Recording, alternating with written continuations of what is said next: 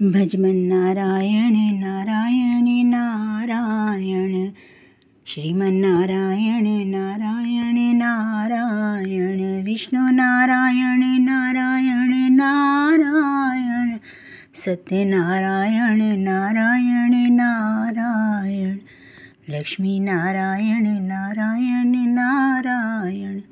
कार्तिक मास महात्मा। अध्याय 9। राजा पृथु ने कहा, हे मुनिश्रेष्ठ नारद जी, आपने कार्तिक माह के व्रत में जो तुलसी की जड़ में भगवान विष्णु का निवास बताकर उस स्थान की मिट्टी की पूजा करना बताया है, अतः मैं श्री तुलसी जी के महात्म्य को सुनना चाहता हूँ। तुलसी जी कहाँ और किस प्रकार उत्पन्न हुई, ये बताने की कृपा करें। नारद जी बोले, राजन, अब आप तुलसी जी की महत्ता तथा उनके जन्म का प्राचीन इतिहास ध्यानपूर्वक सुनो। एक बार देवगुरु बृहस्पति और देवराज इंद्र भगवान शंकर का दर्शन करने कैलाश पर्वत की ओर चले। तब भगवान शंकर ने अपने भक्तों की परीक्षा लेने के लिए जटाधारी दिगंबर का रूप धारण कर दोनों के मार्ग में अवरोध उत्पन्न किया। यद्यपि वह तेजस्वी, शांत, लंबी भुजा और चौड़ी छाती वाले गौरवर्ण अपने विशाल नेत्रों से युक्त तथा सर पर जटा धारण किए वैसे ही बैठे थे, तथापि उन भगवान शंकर को ना पहचान कर इंद्र ने उनसे उनका नाम और धाम आदि पूछते हुए कहा कि क्या भगवान शंकर अपने स्थान पर हैं या कहीं गए हुए हैं। इस पर तपस्वी रूप भगवान शिव कुछ नहीं बोले। इंद्र को अपने त्रिलोकनाथी होने का गर्व था। उसी अहंकार के प्रभाव से वे चुप किस प्रकार रह सकते थे।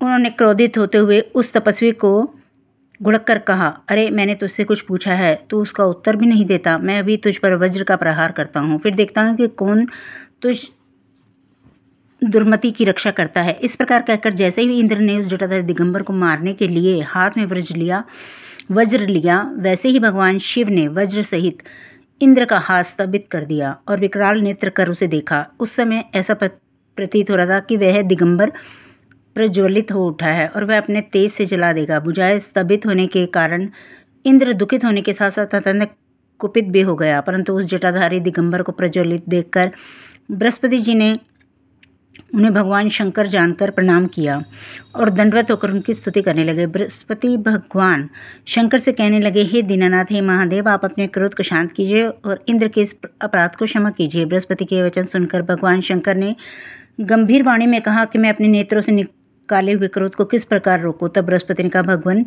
आप अपना भक्त वत्सल नाम सार्थक करते हुए अपने भक्तों पर दया कीजिए। आप अपने इस तेज को अन्यत्र स्थापित कीजिए और इंद्र का उद्धार कीजिए। तब भगवान शंकर गुरु बृहस्पति से बोले, मैं तुम्हारी स्तुति से अत्यंत प्रसन्न हूँ। तुमने इंद्र को जीवन दान दिलवाया है। मुझे विश्वास है कि मेरे नेत्रों की अग्नि अब इंद्र को पीड़ित नहीं करेगी। बृहस्पति से इस प्रकार कहकर भगवान शिव ने अपने मस्तक से निकाले अग्नि में तेज को अपने हाथों में ले लिया और फिर उसे क्षीर सागर में डाल दिया। तत्पश्चात भगवान शंकर अंतर्ध्यान हो गए। इस प्रकार जिसको जो जानने की कामना थी उसे जानकर इंद्र तथा बृहस्पति अपने अपने स्थान को चले गए। 9वां अध्याय समाप्त।